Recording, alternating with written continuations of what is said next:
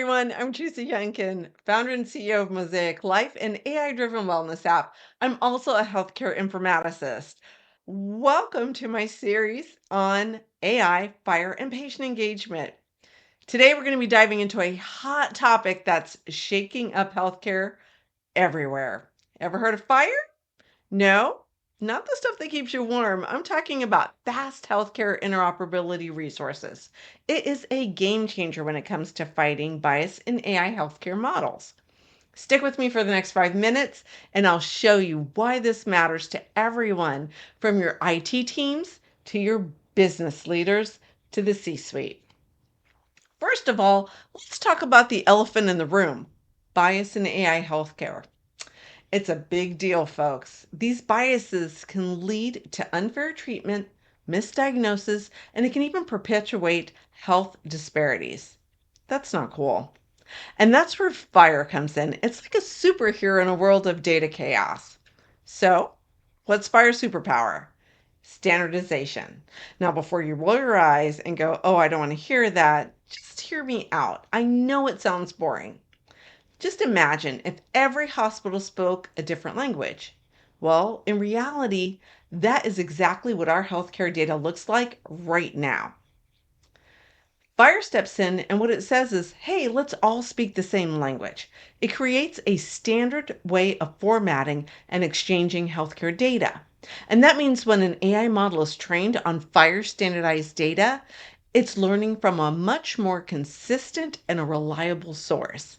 As they say, less confusion means less bias. It's pretty simple. But FHIR just doesn't stop there. It's also fantastic at bringing together data from different sources. Think about it. Your healthcare isn't just in your doctor's notes, right? It's your fitness tracker, it's the specialist that you saw last year. It could even be your genetic data. And FHIR helps to pull all of this together, and it gives AI models more complete pictures of your health. The devil really is in the details. So, when you get more comprehensive data, it means that AI can make fairer, more accurate predictions for everybody, not just the groups that are usually overrepresented in our healthcare data. Now, here's another cool thing about FHIR. It's great at cleaning up messy data. So we're talking about missing information, incorrectly labeled data. All this stuff can skew AI results. That makes it, and what FHIR does is that it provides a framework that makes it easier to spot and fix these issues before the data even enters your AI models. It's like having a really picky editor go through every piece of information that's coming into your organization. And you know what the result is? It's cleaner data and it's less biased AI.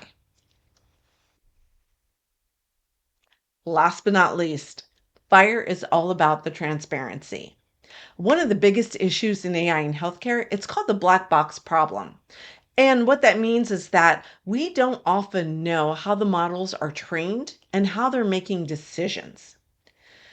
So FHIR helps to open that box up just a little bit and shed some light in there. And what it does is that when it provides that clear, standardized way of representing data, it makes it easier for researchers and clinicians to understand what's going into the AI models, and it builds trust in our models. And when we can see the process, we're in a much better position to spot and to correct biases. Remember, innovation only happens at the speed of trust. So there you have it. FHIR is doing some real heavy lifting in the fight against bias in healthcare AI.